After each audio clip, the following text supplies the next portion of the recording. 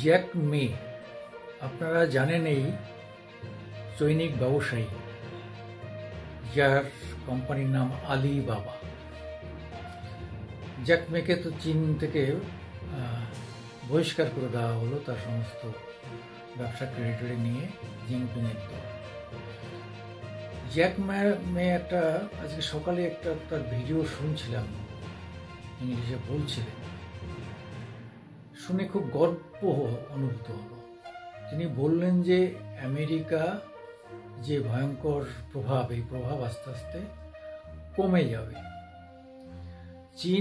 চীনেরও প্রভাব থাকবে, কিন্তু চীনেরও যে এখনকার যে গ্রোথ, যে রেট, যে হারে বাড়ছে, সেটা আস্তে আস্তে আস্তে আস্তে স্তিমিত হয়ে যাচ্ছে।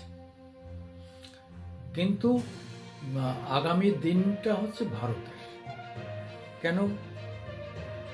প্রথম কথা তিনি বলেছেন যে ভারতের যে স্ট্রেংথ অফ ইউথ ফোর্স, সেটা এখন অ্যাভারেজ 30-র মধ্যে আছে, কিন্তু চীনে তা নেই। চীনে তো জনসংখ্যারই সংকট দেখা দিয়েছে, অর্থাৎ একটা সন্তান ফলে তারা বয়স্ক হয়ে যাওয়ার ফলে সেই জায়গাটা গ্যাপ হচ্ছে না, তবুও তারা একটা জায়গা ধরে রেখেছে। তাদের ইনফ্রাস্ট্রাকচারের দিকে তারা নজর দিচ্ছে, বিভিন্ন সারা পৃথিবী জুড়ে একটা এই ইনফ্রাস্ট্রাকচার গড়ে তারা একটা কানেকশন বেস তৈরি করার চেষ্টা করছে।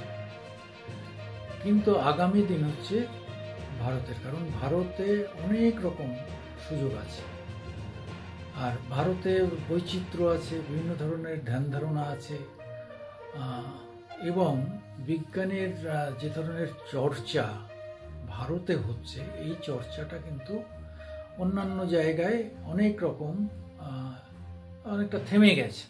যেমন আমেরিকায় ইন্ডিয়ান সায়েন্টিস্টরা না গেলে, ইঞ্জিনিয়ার না গেলে, ডাক্তার না গেলে আমেরিকা পঙ্গু। চীনে ডাক্তার ইঞ্জিনিয়ার থাকলেও তারাও অনেকটা সীমাবদ্ধতার মধ্যে পড়ে গেছে, কারণ হচ্ছে তাদের বাইরে বেরোনোর সুযোগ নেই, বা তাদের আরও বড় করে কিছু করার খুব একটা সুযোগ নেই। তাদের নিজেদের যে কনজামশন সেটা হয়তো ফুলফিল হচ্ছে, কিন্তু তারপরেও যে কিছু করা, সেই জায়গাটা তারা চেষ্টা করে যাচ্ছে, কিন্তু তাদের মধ্যে একটা স্ট্যাগনেন্ট আছে, একটা জায়গায় যেন দাঁড়িয়ে গেছে, এরকম একটা ভাব আছে। তবুও তাদের পণ্য সারা পৃথিবীতে আস্তে আস্তে মার্কেট বাড়ছে, এবং তারা এখন ইন্ডিয়ান মার্কেটটাকে পছন্দ করছে। আর ইন্ডিয়ার সুবিধা হচ্ছে যে তারা ইনোভেশন, তাদের ইনোভেশনের যে স্কোপটা সেটা আছে এখানে। একটা না, বহুমুখী ধরুন গবেষণা, বহুমুখী চিন্তা ভাবনা কাজ করার একটা সুযোগ আছে। সেই সুযোগটা অনেক জায়গায় নেই। তাই জ্যাক মের কথায় যে আগামী দিন হচ্ছে ভারতের। ভারত একটা অন্য লেভেলে পৌঁছাবে, যে জায়গা আমেরিকা, চীন, কেন পৃথিবীর অন্য কোনো দেশ চ্যালেঞ্জ করতে পারবে না, কম্পিট করতে পারবে না, কম্পিটিশন করতে পারবে না। আর একটা খুব দারুণ কথা বলেছে, সেটা হচ্ছে যে ভারত সবসময় বন্ধুত্ব খোঁজে, ভারত সবসময় নিত্য নতুন দেশের সঙ্গে সম্পর্ক গড়ে তোলে।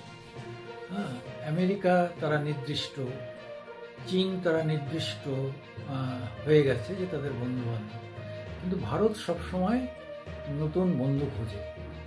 অন্যান্য দেশের সঙ্গে সম্পর্ক গড়ার এই যে তাদের বসুন্ধৈব কুটুম্বকম, এই যে একটা মানসিকতা, এটা কিন্তু অনন্তকাল ধরে চলবে, এবং এইটাই হচ্ছে সারা পৃথিবীতে আগামী দিনে সব থেকে প্রিয় দেশ হবে ভারত। এবং যারা স্টার্ট আপ, এরা যারা প্রথম ব্যবসা করতে চান, এদের আগ্রহটা ভারতে বাড়ছে। কেন? ভারতে পরিবেশটা অনুকূল, ইউনিকর্ন, ভারতে অনেকটা বেশি সুযোগ আছে, এটা তাদের অভিমত। আমি সুকুমার দেবনাথ। আমার আজকের দিন ইউটিউবে আপনাদের একটু সাহায্য সহযোগিতা করেন, দয়া করে যদি একটু সাবস্ক্রাইবার বাড়িয়ে দেন।